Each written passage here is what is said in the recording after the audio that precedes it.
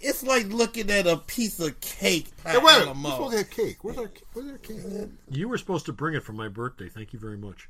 You didn't bring the cake. Yeah, we'll bring cake over your birthday next time we come here. Yeah, I've got it on tape. It's on the show. I got cake. You did. Yeah, thanks a lot. I appreciate it. I have this. You don't eat cake. You're lactose intolerant. Shut up. Paging Dr. Boy, Dr. Birthday Boy. Happy birthday, you thing from another world, you. Message, Spock? None that I'm conscious of. Except, of course, happy birthday. Surely the best of times. That's the Chicago way. Oh, you should put that speech on tape. Hello, Chicago. Hello. Hello. Hello. Gotta drink to that. Welcome to Alternate Reality.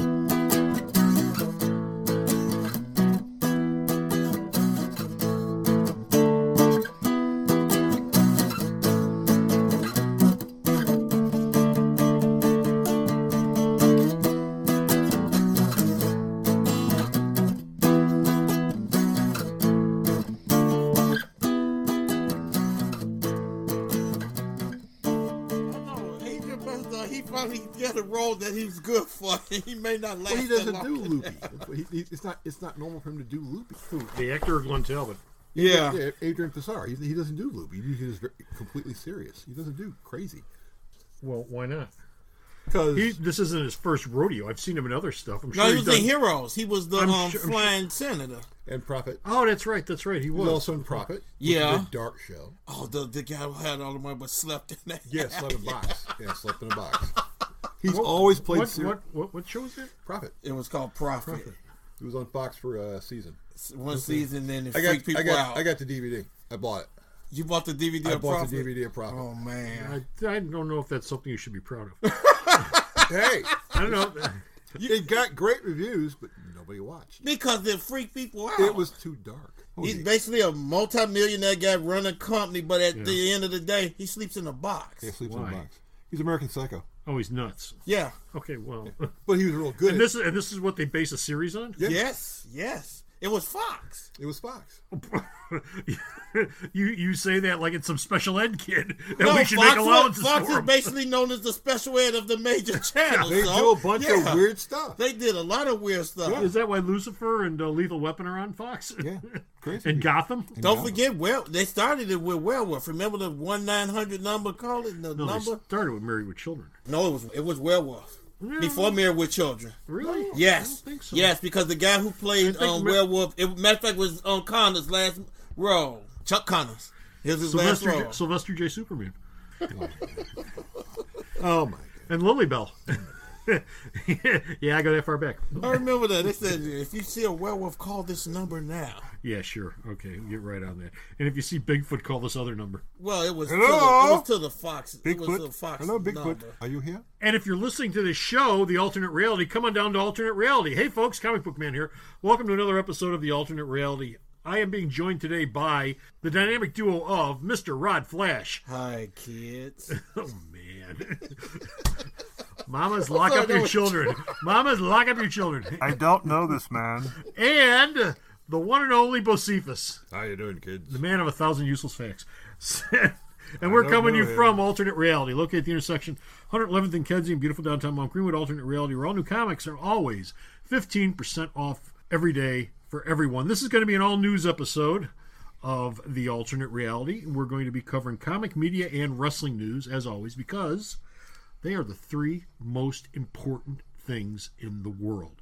Comic books, wrestling, media, movies, and TV. Three most important things in the world. There's nothing else in the world that's more important than those three things, as far as we're concerned. Food? As far as news. There's no other news more important than those three. Comic book pizzas. It doesn't matter what's going on in Washington. It doesn't matter what's going on in the Vatican. It doesn't matter what's going on in your home. All that matters is comics. Media. Wrestling. There you go. The Pope is very upset Bruno Sammartino died. Yes. Yeah, well, we're all sad that Bruno Sammartino died. But we'll get to that in wrestling news. Maybe. You might want to pencil it in. I don't see that written down. It's not written down. We might want to. Folks, passed on. If we don't mention Bruno Sammartino when we get to wrestling, we just mentioned it. I'll give you Bo's number if you call me, and you can call him up and yell at him. I won't answer your phone. First up, we're going to talk about comic book news, and we're going to start with DC. What's up with Astro City? Astro City's coming up. Some big changes. They just passed their 50th issue, And their 51st issue. Yes. Are they doing 52 and then calling it quits? Is that what it is? I don't forget what the last book is, but it's going to become a graphic novel format thing. Yeah, I heard that they're going to graphic novel. Why? Yeah. Now, why are they doing that?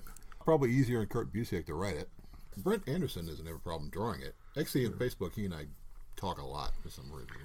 Well, the problem with that book's always been Busiek and his health issues. Yeah. He has an ongoing set of health issues, and I forget what they are, but they seem to come and go. He can't sit for long periods of time and write.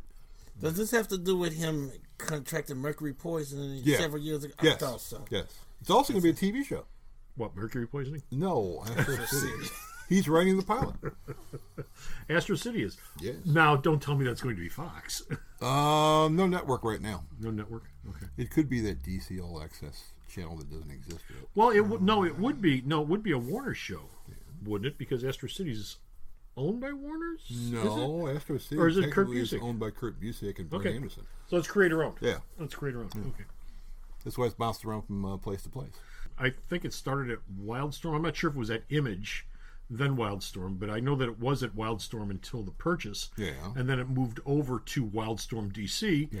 And then it got absorbed into Vertigo when DC decided they weren't going to do Wildstorm America's anymore. Best Comics. Yeah, America's. No, it was never America's Best Comics. No, that was Alan Moore's imprint. Oh, okay. Well, all America's Best Comics did was Alan Moore's stuff. Oh. Anyway, back to Astro City. Yes. The graphic novel thing might work. What are your feelings on the book? I mean, I think the book's okay. It's not as big as it used to be. When it first came out, it was kind of a big deal. Now it's sort of there. Well, is it sort of there because he's pretty much run out of ideas, or is it because the writing's gotten worse? No. I mean, Anderson's art hasn't changed. No. The quality of the book is there, but I don't know if the audience is there with it anymore. Well, I think people have kind of moved on. Yeah, sort of like with Powers. They moved on. When it misses a scheduled shipping or something for a while, and they go move on to something else. Well, the book was always a tropes and archetype books. I mean, he would take different comic book tropes, different comic book archetypes, make characters out of them for his book, and he'd mix and match DC and Marvel and pulps and Charlton stuff. He'd mix all sorts of stuff together. Into Astro City, and Astro City was the type of place where you would find characters floating around in one city, all bumping into each other, if that was the type of world you were looking for. You'd have a Fantastic Four doppelgangers, and you would have Superman doppelgangers, and you would have Joker and Blue Beetle. Blue Beetle types. Yeah. I think my favorite one was the Batman version he had. It was the character called the Confessor, who was a priest but was secretly a vampire. Okay. Interesting concept. Well, Samaritan's his Superman. Yeah. And I know he's got a first family because it's called First Family. Yeah. Wow! What do you call them? I think we call them First Family. And works for me. And of course, the reason they're called First Family is they're the Fantastic Four. Yeah, the Fantastic Four. But what the hell? But that's fine. That's the funny thing about Astro City.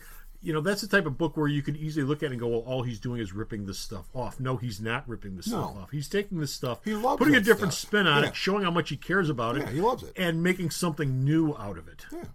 So I guess he's going to graphic novel, which should probably be more pages. More pages, probably shipped twice a year. Any idea what the price is going to be on this? No, they haven't thought about that yet. They just he just made the announcement, and he's been talking mostly about the TV show and the fact that he wants to kick Mark Millar's ass, apparently. So, why? What did Mark Millar do to him? Mark Millar said Millar's doing the same thing with his universe. Mark Millar said something about Busiek's Avengers run, which kind of ticked Busiek off. He says the book was dead before Bendis came over and redid everything. He said Busiek's run sucked. Really? Yes. When did Mark Millar work on Avengers? He worked on Ultimates. He worked on Ultimates, and he was talking about Ultimates. When did he work on Avengers? He did. Well, he said I was working on my version of the Avengers because I couldn't do the other one. That's a stupid statement. I remember Busiek's run was with Perez right after they came back from Heroes Reborn. That was the Heroes Reborn stuff. Yeah. That stuff sold great when it first came. It was good stuff. And a lot of people say the whole Ultron Unlimited was one of the best Avengers stories ever read. Mm-hmm. Well, where he ran into trouble was he did that Kang storyline that went on forever. Oh, the Kang. That's what Kang killed Dynasty. It was like, is this over yet? It was the 12. Why is this still going on? And it went out for a year and a half. I remember that. And people went, we don't care anymore. Well, yeah, because you ran it into the ground. It went on too damn long. It was the Clone Saga. Yeah, well, that's sort of what it became. Yeah, even though people love Ben Reilly, but we hated him when he was in the Clone Saga. But when's he coming back?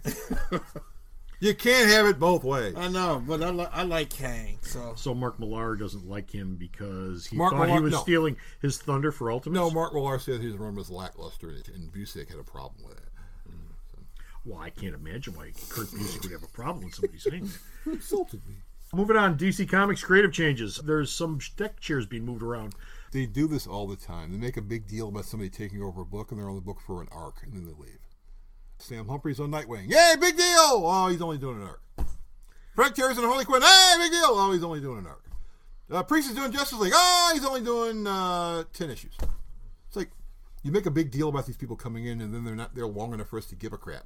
So, who are they moving around? Well, Nightwing. Well, Priest is gone because Justice League's gone. Priest is gone because Justice Scott League Snyder's is gone. Justice League now. They got a new team on Harley Quinn already. Frank Terry lasted about 8 issues. Somebody else is taking over Nightwing.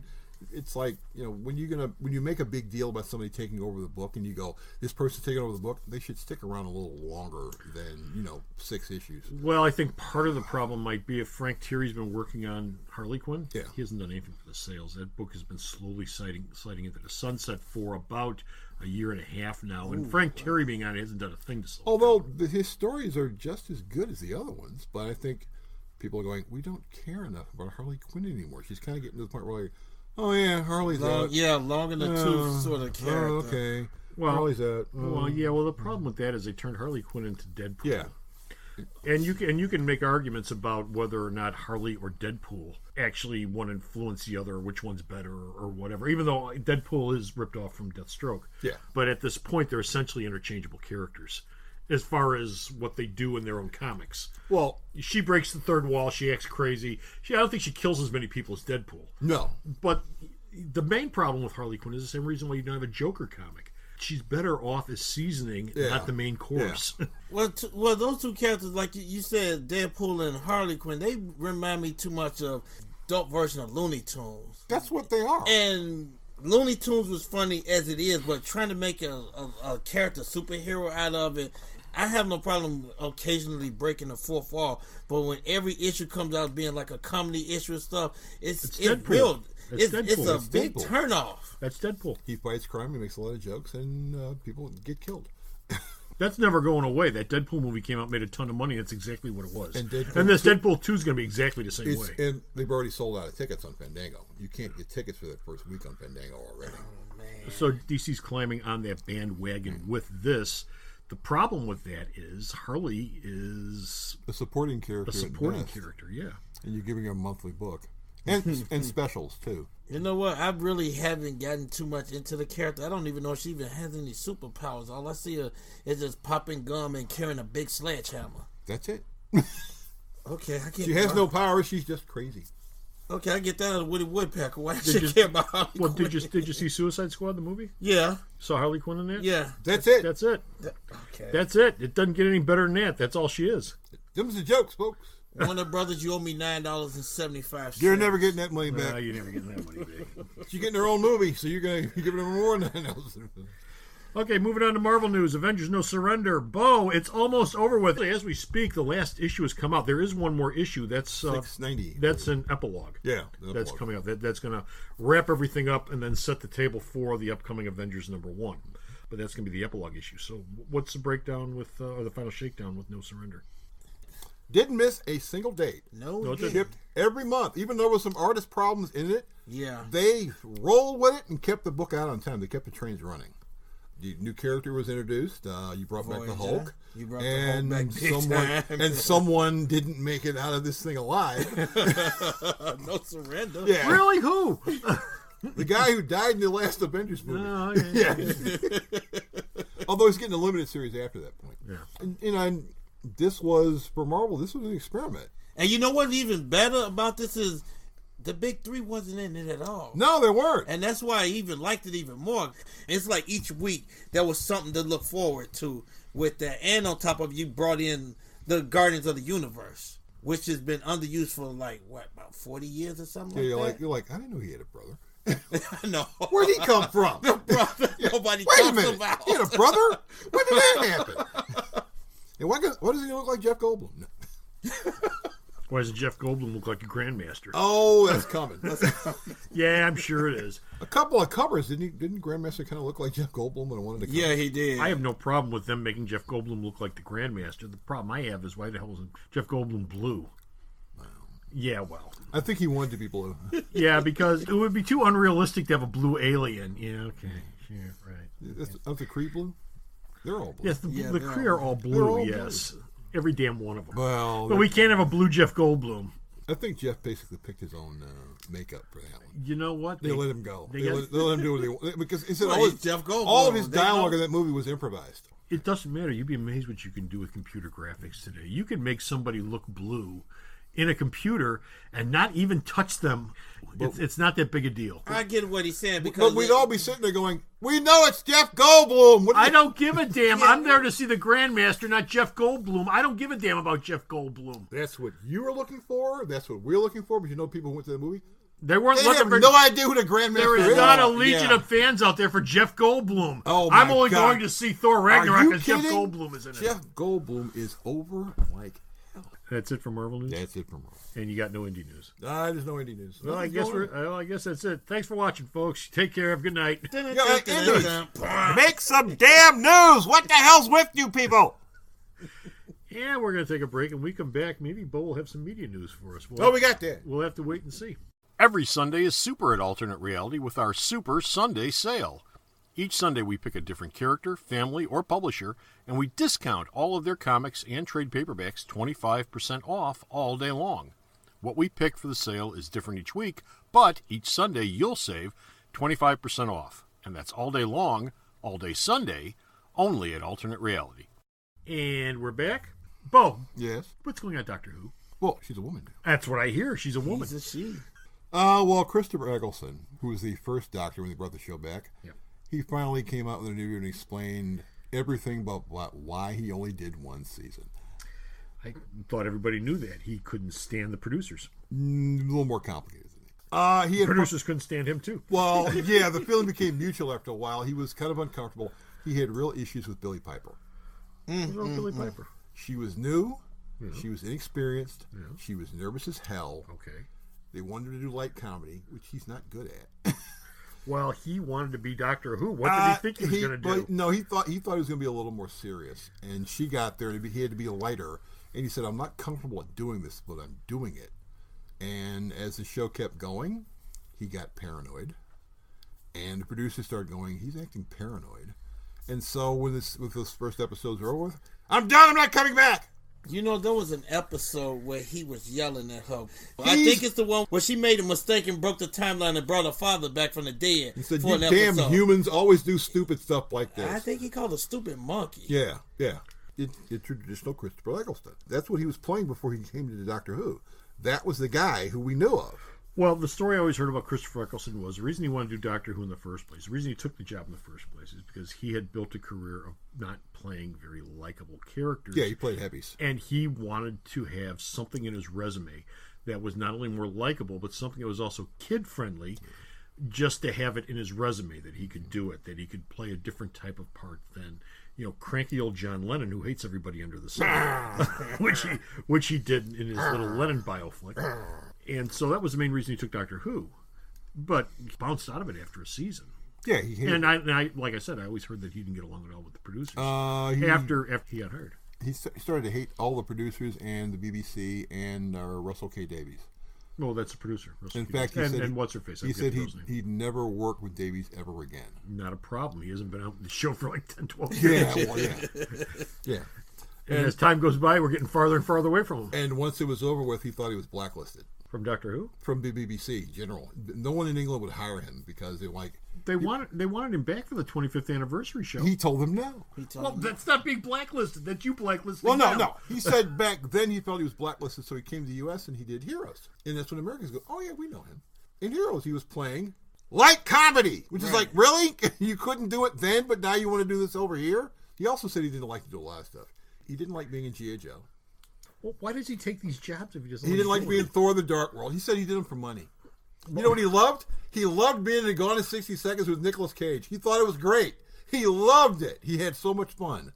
And now he's doing Shakespeare. He's doing Macbeth now in Shakespeare in England right now. Of course, it's British. They all do. If they're not doing Hamlet, they're doing Macbeth. I got a real wake-up call from Christopher Eggleston. You know, sometimes you take jobs that you don't want to do for the money. There you go. And that's what he said. He took those jobs for the money. And you might not be crazy about the job, but the check is nice, and you know what? It gets to pay. You have a he roof likes over the your head. check. And that's the only reason he did a couple. He said, I like the check. So I know Marvel gave him a nice big check for and playing he hated every Malekith. minute of it. Yeah, he hated those zeros on that check. Well, that was a crummy rule. I mean, Marvel's sophomore efforts for their main films, except for Captain America and Winter Soldier, were all lesser efforts. Iron Man 2, Thor 2, Avengers 2, they all stumbled. Nobody's going out of their way to say anything nice about it. I loved it. It was the greatest film I've ever seen. So if there's another anniversary for Doctor Who, maybe he'll show up for that. Moving on, pilot season. Right now we're in pilot season out in Hollywood, where pilots have actually been made, but right now the studios are looking at these pilots and going, "That's great, that stinks. We want to do this. We have no interest in that." So, what's going on with pilot season? What's the early word on pilots out there? There are no network superhero projects at all. Well, pilots. Now, there's a bunch of shows out there already. No ABC, CBS, NBC, Fox. They've ordered no superhero pilots. That would make me think that S.H.I.E.L.D. is probably fine for another season. Because ABC's already come out and said, we want to keep a Marvel presence on ABC. If they have no pilots together for next year, pretty much means S.H.I.E.L.D.'s going to be coming back. Yeah, the John Ridley project isn't even close to being done. So. And Inhumans hasn't officially been canceled yet. Until when? Next tomorrow? 2 weeks? In 2 weeks? I don't know if you remember this or not, but remember Skag on NBC? Yeah. It is still on hiatus. Yeah, it's still on hiatus. Carl Malton's dead, but he's been dead for like 30 years, but it is still on hiatus, and it could come back any day now. No, you're never going to see Inhumans. No. Yeah, since Anson Mount is, he's playing Christopher Pike. Did you see that? Yeah. I haven't. I've heard about it, but I haven't seen the second half of Discovery yet. No, for the next season. He's playing Christopher Pike. Well, but the season ends with the Discovery running up to the Enterprise. Yeah. And Pike's on board. Anson Mount's playing Pike. So he goes from being Black Bolt to being Christopher Pike. The man just keeps working. But pilot season. Okay, now, the streaming people have all got pilots. Amazon's got The Boys, they got East Meets West, they got Transhuman. I have no idea where they got. Well, these are comic book properties. These are comic book properties. HBO's got Watchmen. Hulu passed again on Lock and Key. Lock and Key is never going to be made as a TV series. It keeps getting passed on. People keep ordering it, and people keep going, no, sorry, we don't like it. Well, they actually made a pilot for this thing? Fox did one. They actually shot it. I mean, it never got seen. It exists, but no one's ever seen it. Okay. FX has Why the Last Man. It's much better on TV than as a movie. Yeah, I don't see that being a movie. That's better on TV. Well, that's the thing. Something like Preacher, that would work better on TV than in a movie. You've got 65 issues worth of material plus whatever else you want to throw in there to work with. That's good for at least a couple of seasons. And Sci-Fi's got Deadly Class. Which I can actually see. Yeah, Bennett Wong's playing the guy in charge of the school. And Sci-Fi said, yes, we're going to do this. So you might have Sci-Fi running at the same time as Krypton. Speaking of which, how's Krypton doing in the ratings? Have you heard anything about that? It's doing okay. It's doing okay. Well, for Sci-Fi, it's not saying much. Well, but I mean, is there going to be a season 2? Or I think it's going well enough that it probably will be a season 2. Okay. Although the big story this week was Adam Strange is gay. Is that what happened? Is he?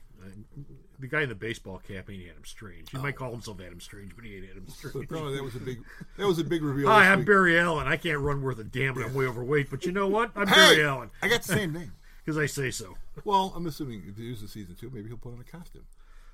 Well, that'll keep me going for another year. Have they explained why he's popping up in Krypton yet? Well, I haven't seen past the second episode. Yeah, I've got the other ones on my DVR, but I haven't seen that. And I'm assuming it has something to do with the Zeta rays. That's why he's able to pop back and forth. And he disappears and he comes back and he pop. The Zeta rays a time thing now? Well, no. I don't know. I don't know. They haven't explained it. He's like there. Then he's not there. It's like the second half of Discovery. I haven't seen it yet, so I can't really say anything. I haven't seen enough episodes of it. The Zeta Ray is supposed to get you from point A to point B, but it's not a time travel thing. At least it never has been. No, as far as we know. Yeah, but it's supposed to be instantaneously transporting you from wherever to wherever in the universe. But they can make up their own rules. Cause You know what? I noticed the same thing with Supergirl. The past couple of episodes I saw, they've been doing the same thing, making up their own rules. Yeah. I'm still waiting for Mon-El to actually get a costume and do something. He's got a costume. He's getting a costume Monday. Yeah, it's all over the internet. Oh, really? Yeah. Yes, Does the it Mon-El costume. Does it look like the Mon-El costume? Yes. Really? Yes. Really? I saw the picture. I was cracking up. I said, Okay, they got the Mon-El costume. the second question I have is he going to fly? Is he going to do anything super? Because he's got all the same powers as a Kryptonian. And he does nothing in the show except run around and fall down a lot. Does he run really fast? I think I've only seen him fly once, and that was in a recent episode. I've never seen him do anything else that would even be remotely considered, super powered. Maybe they explained and said, because all of the lead that's in the air, he can't do it. Lead in his head. As I said before, I've only watched 2 episodes of Supergirl. The pilot, and I think an episode, the crossover. That's it. No, they've done a lot of good character stuff. And they're not so much super-powered comic book stuff, but a lot of good character stuff. The whole relationship with Kara's sister and her gay lover, the arc that had, and her coming out in the first place. I thought that was all really well done. And it really surprised me how well it was done. Within the confines of a show about a girl who has a cape and flies around and lifts buildings. But they really did a nice job with it. A lot of the Martian Manhunter stuff, Jones stuff, that's actually been pretty good too. I love the White Martian thing on there. I was like, man, they brought the White Martian on there. Any more with pilots? That's it. No more. You'll pilots? find out in 2 weeks. Well, now we're going to come to the 500-pound gorilla in the room, and that is Alison Mack. Chloe Sullivan. And that Chloe Sullivan. poor girl. As of today's news. She's in jail. As of today's news. And, by the time this airs, she could be out. And she could be cleared of charges. And this could all be just a huge mistake. But on a previous show, you're on there saying that you thought that was someone else whose name was Alison Mack and not Alison Mack. Yeah, I thought. This is Alison Mack. I thought there was a level of confusion. Although when she was arrested, she was wearing a dark wig. she tried to go disguise now. I'm dying to laugh. Well, it works for Supergirl. It worked for Black Canary. Oh, look, I got a wig. Yeah, wearing a wig. I can't tell who she is anymore. I got a wig. Yeah, she and the other. It's like if Sarah came in here and she was wearing a blonde wig. I'd look at her and go, "Why are you wearing a blonde wig?" Yeah. You mean you can tell it's me? Yeah. She had a blonde wig. How can you tell it's me? Because it looks like you with a blonde wig. She had a blonde wig. So anyway, Alison Mack allegedly was arrested in Mexico. For being the head of a sex cult. Sex cult. Helping a also cult leader. Yeah, well, and all this coming down to sex slavery. Yes. She was getting unsuspecting girls, I would assume girls, or some really stupid women, but some unsuspecting girls into sex slavery and having them. I don't know if she was, but somewhere along the way between her helping them get into this, she was helping them, and them actually becoming sex slaves. They're getting branded. Yeah. Yes, they're getting branded. What? Yeah, they're getting branded by Roman numerals on the bodies. Okay, yours is not made up. Yours is XVI. Yeah, this is not made up. They were talking about the story back in the summer, and they said the same thing you said. We don't know. It's really Alison Mack from CW Smallville. And once they said that, I was like, oh, God, oh, good Lord, you're never going to see Smallville back on TV anytime soon after that. No reunion shows will be happening. So, I am sure that the folks at Lucifer are thrilled to be having Tom Welling on the show right now. They can go, I had no idea. Oh, I am sure he is, but you know what? Every time they say Alison Mack of Smallville, and then over on Lucifer they go Tom Welling of Smallville, and those stories run anywhere near each other. Was she really sure crazy? They just love that. Well, I see him being killed off at the end of Lucifer after this. And we better no. I don't think he's a permanent member of the cast. I think he's probably just this season type thing. You put hang around. The whole point behind him is wanting to get killed. So at some point he's going to get his. He's going to get his way. Wasn't there a rumor Kristen Krug was involved in this as well? Yes. But then they said no, she wasn't. She wasn't. That save her from getting any more work from CW. Unfortunately, they canceled the show Beauty and the Beast. But you mean the show should have never went on the air in the first place? Well, how many more Beauty and the Beast shows can you watch? None. But this one right here with Alison Mack, it sounded off as a joke, but then as it started progressing, it started getting more and more serious because she made the mistake of start doing interviews and she was defending the guy. Any publicist will tell you at this point, shut up and let your lawyer talk. She wasn't doing that. She was literally talking, and she had the glassy-eyed look, runaway bride look. She just smiling. She's looking like a Mooney? Pretty much. Great. Okay. So anyway, poor Alison Mack has gotten herself into this, and she's a great big grown-up, and she did it to herself. So, yeah. You know, when your show gets canceled, you can't get work, strange things happen. You know what this is? This is the Superman curse. Oh, get out of here. No. Really? Listen, let me tell you something. Alison Mack, Sam J. Jones. Oh, my God. Curse. Wait a minute. Margot Kidder. Margot Kidder. You right, man. You just ruined all the Superman movies. Now, wait a minute. Margot Kidder's got nothing to do with the sex slavery thing. No. You said the curse. Let's be very clear about that. There's nothing to do with that. Doesn't. No, she has had sadly, Margot Kidder has had her own mental problems, issues, which she's had to deal with over the years, and which she has, I think, successfully come to terms with for the most part. I hope so. She takes her meds. As long as she's on her meds, I guess, yeah. But no, I mean, I've never been a big believer in the Superman curse. But as more time goes by, it's getting harder and harder. I know. It's really getting harder to ignore it. Christopher Reeve gets paralyzed. Come on. No, go. I was thinking about this today. Go back in time all the way to the beginning. You've got the Fleischer cartoons. At the zenith of the Max Fleischer studio, they did the Superman cartoons, and they were gone a year and a half later. Mm-hmm. They were out of business a year and a half later. Now, as I remember, they ran into financial problems, and they sold out to Paramount. Paramount took over the studio, and they actually finished up the last of the Superman cartoons. But the Fleischer Studios got a ton of money at the time because they asked for a ton of money because they didn't want to do it in the first place. And the folks that owned the character back then said, okay, fine, we'll pay you that much. Mm-hmm. They had, well, hell, we're stuck doing it now. We got to do it. But then they went out of business before they even finished up that run. You jump from that to the Superman serial with Kirk Allen. Now, nothing bad ever happened to anybody in that, but the serial disappeared almost as soon as it came out because The Adventures of Superman came out right after that, and they didn't want people to get confused with George Reeves as opposed to Kirk Allen. Well, I thought Superman was, no, it's this guy on TV. And it basically disappeared until Superman Returns came out, which was like 40, 45 years. Nobody saw this thing. So that sort of had bad luck. And then, of course, George Reeves with The Adventures of Superman on what happened there. And then they did the Superboy pilot, which was never picked up. Mm-hmm. You have that full musical on Broadway in the 60s, Bob Holliday, and none of which was his fault, but it hasn't aged very well at all, no matter how much they try to fix it. And I'm a huge Superman apologist. Believe me, it's not but fixable. It's hard. No, it's difficult. It's not impossible, but it's difficult. It's very difficult. And then, of course, Superman the movie. What happened with Christopher Reeve, and we talked about Margot Kidder. Nobody who has appeared in any sort of Superman thing has really had that be advantageous to their careers. Kevin Spacey in Superman Returns. Spacey in Superman Returns. I mean, you're never going to see Superman Returns again because of Kevin Spacey. He was probably the best Luthor they ever had. I mean, that is the only good thing you can say about Superman Returns. He was a hell of a Luthor. Yeah, he was. And now Smallville with the Alison Mack. And Sam Jones. And Sam Jones. But he was a very small part of the show. And Alison Mack was there from first episode to last episode.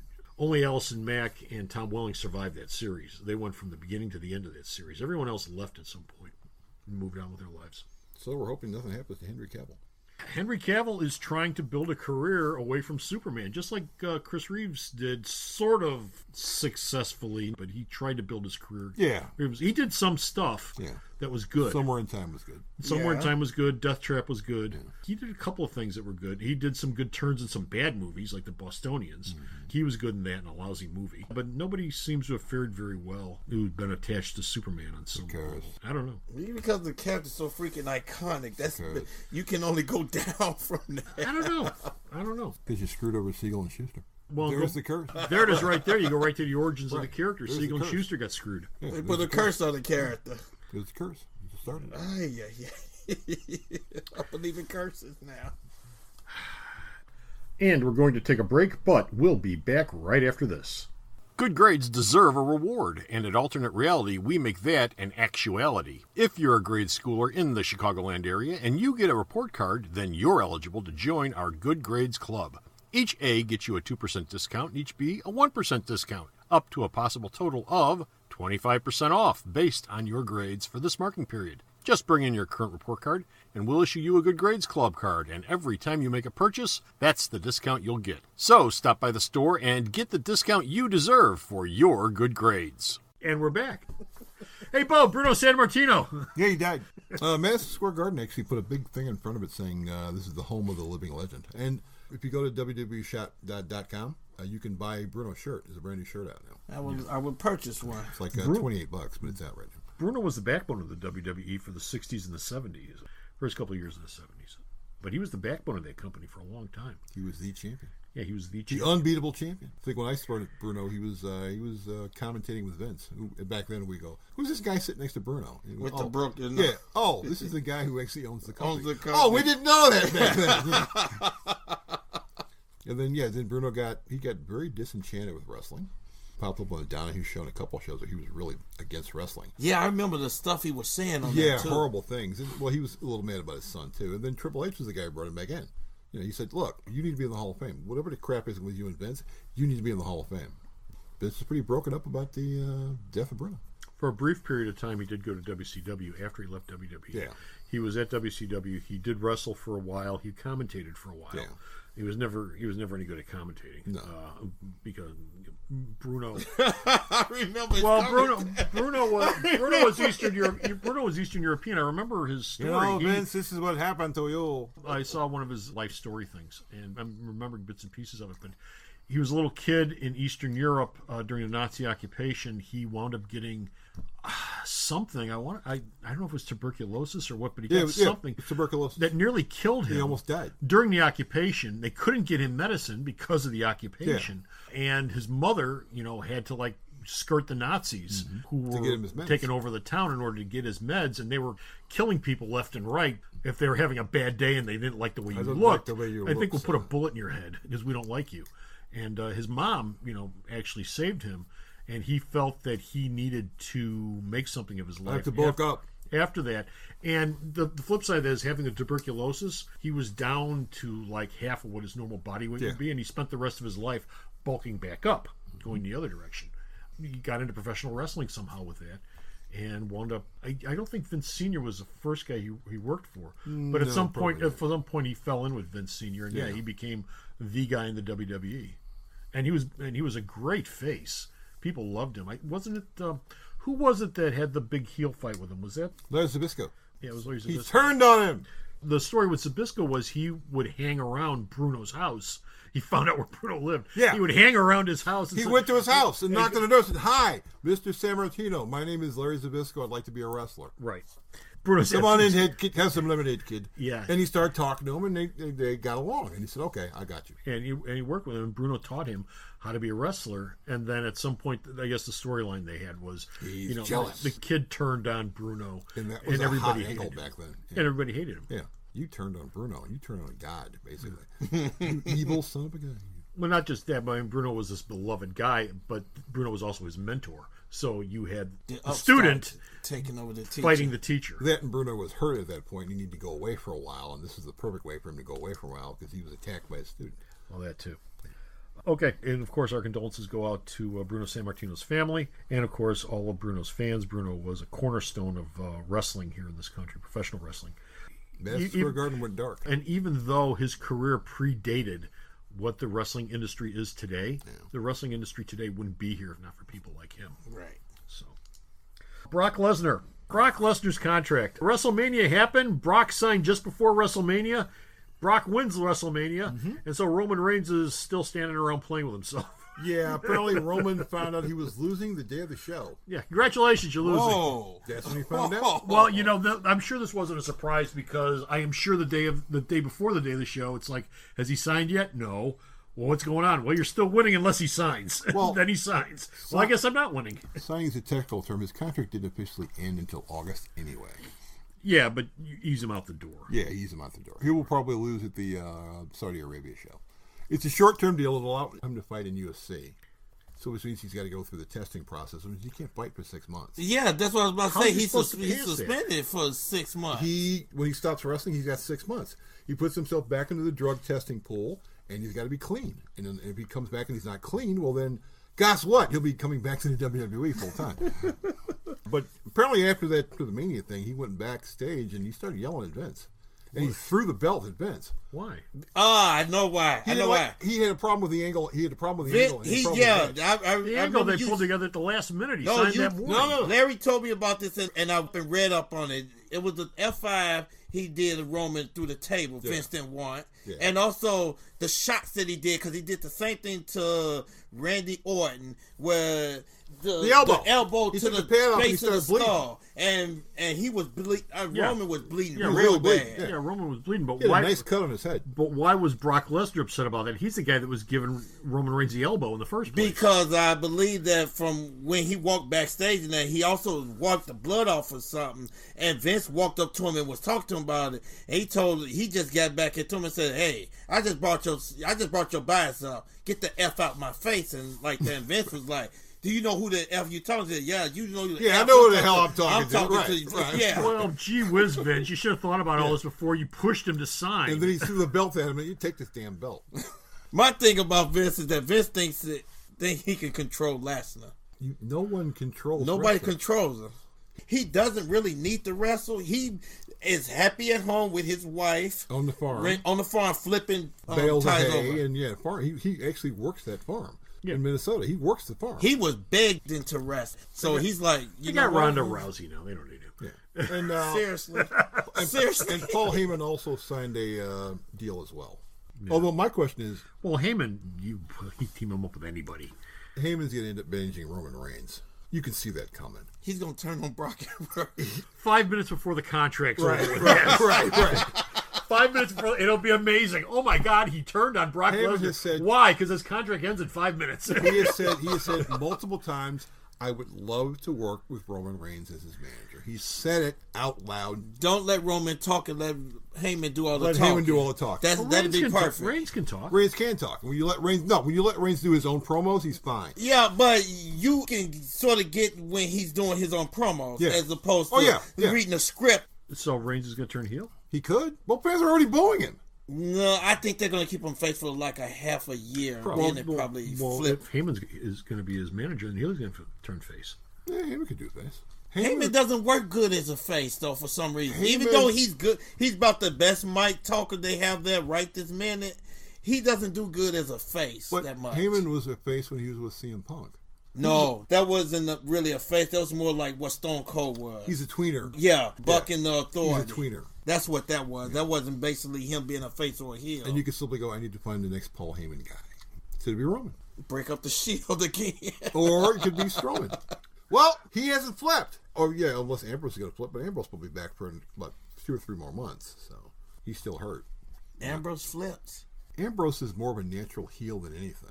Ambrose is... Well, he does that goofy... He's Terry Funk. No, I say he's flying Brian. No. He's flying Brian's son. No, if you look at him, he can pass his personality, now his wrestling style, his personality is more goofy Shawn Michaels than anything else. When Shawn Michaels acts goofy... When he'd be with Triple H. And running around you're talking about the run. Okay. Yeah, running around in circles. Running around and doing the barking and the stupid. Yeah. Or when he's in the cafeteria making hot dogs. Yeah. I remember that. That is what he's more like. Not his wrestling style, but, his character. No, his wrestling style is Terry Funk. Oh, I know it's Terry Funk. I know. Hit him in the head, he stands up. That's Terry Funk right there. Okay, wrapping this up. Alberto Del Rio. What is wrong with Alberto Del Rio? He got bounced out of Impact after he gets bounced out of the WWE. Now, he was supposed to be at an Impact versus Lucha Underground taping about a week or so ago. He no-showed the taping. But I thought Vince was bringing him back. Recently. He was at Titan Towers talking to Vince because they're doing a Rey Mysterio video project. Del Rio's a Vince guy. Triple H has no use for Del Rio. Right. Vince, however, loves him. So why does he wear the scarves? Because I've heard that he wears the scarves to piss Vince off. Because everyone does something every once in a while just to piss Vince off. That's supposedly that's an actual thing. Yeah. The reason why Y2J wears that scarf is because Vince thinks that anybody who wears a scarf is a pansy. Is evil. Yeah. Well, yeah, okay, pansy. I was trying to be polite about it. It's evil. Yeah. Okay, so A Y2J dandy wears for the that scarf on purpose. Yeah. Alberto Del Rio heard that. That's the reason why he wore that scarf for so long. because he knew it just pisses Vince off. The white scarf why are you wearing that scarf? To see a wrestler wearing a scarf coming out to the ring. It makes you annoyed, that's why. Yeah, essentially, Right. Well, if he's a Vince guy, why is he wearing the scarf? Because Vince likes to be annoyed every once in a while. I guess so. Now his claim was he missed the taping because of a family issue. Okay. And if he does come back, well, I guess he'll be a Raw guy because Paige wants nothing to do with him. So he won't be on SmackDown. Although that'd be kind of weird because you've got Big Cass over there with Carmella on SmackDown. And they broke up and they got to work together, which is going to be kind of weird. Oh my goodness. The locker room. Yeah, it happens. And they broke up. It's like, okay, but now you're on the same roster with her, so you got to be traveling with her. But you know what was funny about that? That didn't have the impact that I thought it would with Big Cass showing up on there that Drew McIntyre had on Raw. Because everyone knew Cass was coming back because he was actually at Raw Monday night. McIntyre, there were a lot of people who believed McIntyre was going to go back to NXT, which I'm like, no, he's not. He's going up to the main roster. There's one guy who needs a belt on him that should have it by now. It's McIntyre. You probably will join the grouping of challenges since you've got Samoa Joe over on SmackDown now. So, what in the heck possessed them to do that? Because it made sense. Who's over on SmackDown? Look at the people who are over on SmackDown. Look at all the champions that are on SmackDown. Where'd all these guys come from again? They came from Ring of Honor. Oh, they all work together. They all know each other's style. Made perfect sense. And so SmackDown is now the Ring of Honor show? SmackDown. That's what it is. Yeah. Well, because you've got Zayn and Owens on Raw. Those are Ring of Honor guys. You've got Joe, AJ Styles, Daniel Bryan. And then you introduce the tag teams. Sandy's going to SmackDown. Right. Al Mosley going to SmackDown. The Bar's going over to SmackDown. You broke up, Gable and sent him over to Raw, although I didn't see the point behind that. But So SmackDown's probably going to be the tag team show. And that's going to do it. We're going to take a break, and when we come back, the Rorschach Test. That was good. You know, folks, there really is no other store that has as many sales as Alternate Reality. Beyond our signature sale of 15% off all new comics, we also have specialized sales peppered throughout the week, month, and year. For example, did you know that every Thursday is Ladies' Day at the store? That's right, ladies. Stop by the store and you'll save 20% off all of your purchases all day long. Ladies from 8 to 80 get a 20% discount on everything all day, every Thursday, only at Alternate Reality. And we're back. I'm going to give you guys a name, and I want you to tell me the first thing that comes to your mind. Any preference on who goes first? I don't care. I went first last time. You go. No, I went first last time. It was a Blue Beetle. Oh, yeah, we switched it around. Okay, fine. I'm going to go with you first. I'm going to give you a name. Tell me the first thing that comes to mind when you hear this name. Sean Connery. My name is Bond. James Bond. I love Sean Connery. Everything. I don't think he's ever done a bad role. But yes, he shows up on the Bond sketch. Wow, he's been in lots of bad movies. Well, okay, A League of Extraordinary Gentlemen, yeah. He was entertaining. The movie sucked. Red Balloon, Meteor. Zardoz. Hey, he was good in Zardoz. Zardoz, yeah. Stiff as a board. Lots of bad movies he's been in. Now he's a good actor. Yes. But he's in lots of bad movies. That's the first thing you think of is Bond, James Bond. I'm James Bond. Are you finished? Yes. Give it to me. Okay, Rodney? Overrated Bond out of the entire league. No yes. way! My opinion, I've watched every Bond since it came out. Yes. That's fine if that's what you think, but he's the guy that set the bar for the character. And he's been resting on his laurels for so long that nobody's called him on his... Connery looks like what Bond is supposed... Daniel Craig looks like Bond. No. Daniel Craig would have never gotten the role if Sean Connery had played. Yeah. Listen, I have this criteria for Bond, and it took me over 20 years to stand by, and I will go to my grave saying it. Okay, go to your grave. Best Bond, in my opinion, and not because he's new, is Daniel Craig. The best looking Bond, Pierce Brosnan. The most underrated Bond was the one that we grew up on. Roger Moore, God rest his soul. Oh, Roger Moore was a horrible Bond. No, he was not. He was horrible. No, he was not. He was horrible. You forget about No. Most overrated in terms of what I saw. When he was the serious guy, Roger Moore was fine. When it got to the point where he's light comedy, Those Bond movies sucked. Really? There's nothing wrong with Connery, the actor. His choice of projects? Yeah. Yeah, that's a whole nother different issue. story. He pissed away a lot of his talent. Yeah. On really substandard material, which probably did look like it was going to be a fire-breathing thing at the time, like League of Extraordinary Gentlemen. Could have been a franchise. At a time when comic book movies are riding high, yeah, you would think it would be. Or something like Meteor during a time... when Meteor was made, Star Wars had come out. Right. Star Wars is already history. I think Empire had come out by that point, too, along with a bunch of science fiction films. So to do a film about a meteor crashing into the Earth and trying to stop it, and it being done as a disaster type film. Right, late 70s, yeah. That would have worked, but that's not a terrible concept. No, it's not. Miserably executed. But you put Sean Connery in it. The Untouchables. What's wrong with the Untouchables? There's nothing wrong with the Untouchables. But Kevin Costner carried that movie. Thank you very much. Oh, no. Yeah. Kevin was there. Listen, Kevin Costner carried the film because he had Sean Connery to work against. No, okay, that doesn't say elevate Sean Connery in it, though. If he's working against Sean Connery in tandem with him in that show, that doesn't tear him down. No, that it makes doesn't. him that much more important. I'm just saying he's overrated as far as I'm concerned. I'll take George Lazenby out of his grave to come back and do it. I can't go with you. I can't. Hey, this is just my opinion. No. I'm just I own every single Bond movie, VHS and DVD. Sit back, watch it, and still go, ooh, wait, Connery. Oh. And then the stuff he's saying after the interviews and his views towards women. Well, every once in a while, a woman needs a slap in the face to get her in line. That's fine as far as what I'm asking you when you hear the word Sean Connery. That's the first thing comes to mind. What you think of, but as far as him being an actor goes, that gets into the old, I really don't like the artist, but I do like his work argument. So like William Shatner. Well, like William Shatner, or maybe, a Rob Liefeld. Which I've talked about before, who's actually probably a pretty nice guy. We should do something with his art. But no, I mean, you have to separate the artist from the art. I'm aware of my convictions of standing by what I feel about Sean Connery. You didn't like The Man Who Would Be King? The Man Who Would Be King, yeah. So, Robin and Marion. He was great. Yeah, Robin and Marion. I think that's a Dick Lester film, isn't it?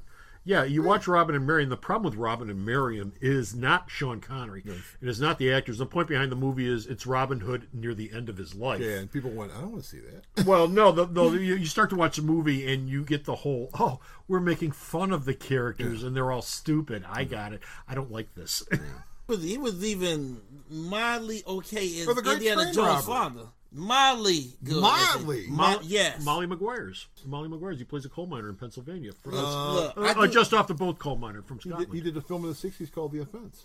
Listen, great movie. I don't take lightly my feeling towards him as an actor. He's done some good there's a lot of overrated actors that done good work. To me, he said first it came out, I said overrated. That's why I was banging on the table. Because if that's how you feel, that's fine. Exactly. That's the whole point behind this. I'm not here to change your mind on how you feel. That has never been the point behind this exercise, is for you to say something, then for everybody to jump on you and say you're not entitled to your opinion. Right. No, I just want to find out what that opinion is. No, that's my opinion towards him on that. I want to find out what your gut opinion is. That's my gut opinion. You don't like I can watch every last single look, I can watch every last single episode of Daniel Craig's 007 and only watch 2 of Sean Connery's in my entire lifetime and be okay with it. Because when I actually sat through Casino Royale thinking it was going to suck, and I'm sitting out there going, damn, that James Bond. Well, nobody bought Daniel Craig before they saw Casino Royale. Everybody thought he was going to torpedo the role. Those are horrible. And everybody thought he was going to be horrible, and he's just the opposite of that. He knocked it out of the ballpark. Yeah, he knocked it out of the ballpark. He knocked it out of the ballpark in a way nobody expected. James Bond is, like I said, Sean Connery set the mold. Every James Bond after him has been suave. There might have been some lousy actors in there, like George Lazenby, but they've all been suave. Oh, Lazenby! They've all been suave on some level, which is not Daniel Craig. He's not. He's a killer, which is what Bond is supposed to be.